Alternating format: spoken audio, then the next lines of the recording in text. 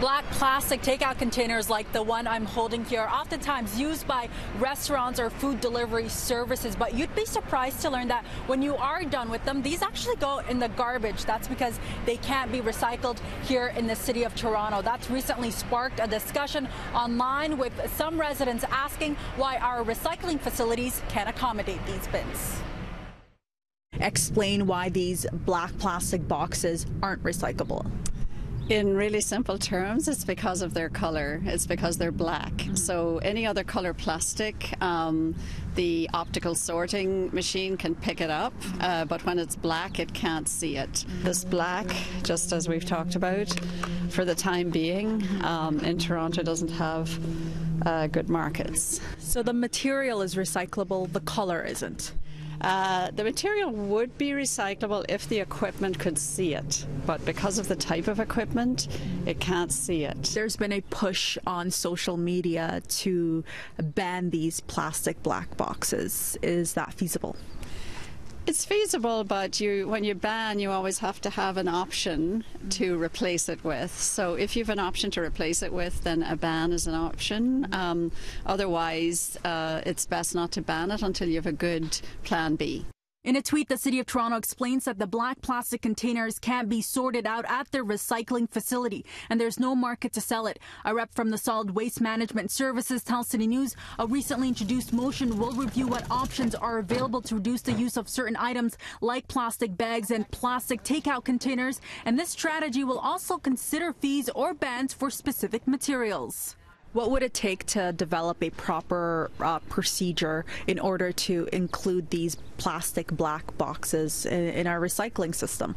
Well, basically the equipment at the recycling facility has to be able to identify them on the conveyor belt. And that can't be done with the optical sorters, which is what we have today, because they depend on reflecting light, and black doesn't reflect light. Does this technology currently exist anywhere else?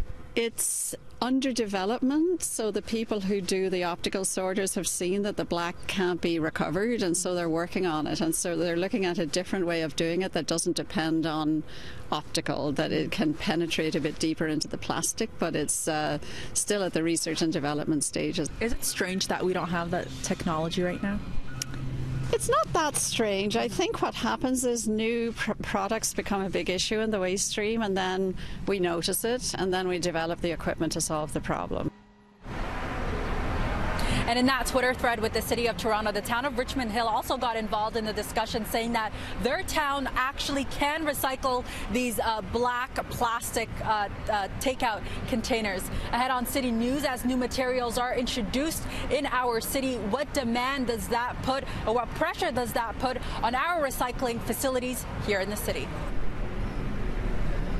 Now, we've been telling about these black plastic takeout containers like the one I'm holding here, and the discussion they've sparked about why they can't be recycled here in the city. Now, the City of Toronto says it's because they can't be sorted out due to their color, and also because there's no market to sell them.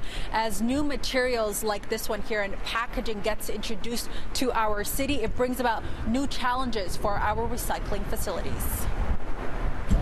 How would you say recycling has changed in the last couple of years? Obviously, lifestyles have changed. Totally, yeah. We're not a typical example so much, but if we had 4 millennials living in the house, this whole blue box would be full of tiny little single-serve snack packs and really small packaging. The city's solid waste management tells City News contaminated recycling, meaning putting non-recyclable items in the blue bins, currently costs the city millions of dollars annually as a result of increased processing fees and a decrease from selling recyclables. In 2016, there was more than 52,000 tons of non-recyclable materials put in the blue bins. Experts say as the time change, so do the ways we recycle. Has the City of Toronto been able to keep up with these changes and with how recycling has changed over the years? Yeah, but it's a real challenge because new products come on the market, numerous new products every year, and the coffee pod is always taken as the iconic product that's different to the way we used to live before, but it's a good example. That's something that wasn't there 10 years ago very much, and it's very prevalent today. So it's really changing as all the packaging mix changes and new products are put on the market. Has the cost of recycling changed over the years? Absolutely, yeah. Has it gotten more expensive or less expensive? More expensive. Really? Yeah, because we have more light stuff and less heavy stuff. It's that simple. So we used to have a lot of newspaper. We don't have so much anymore. And the city says it's also introduced a motion to review options on how to reduce items such as plastic bags and takeout containers like this one here. Now, part of the conversations there and the strategy will come with consideration of introducing bans or fees to these materials.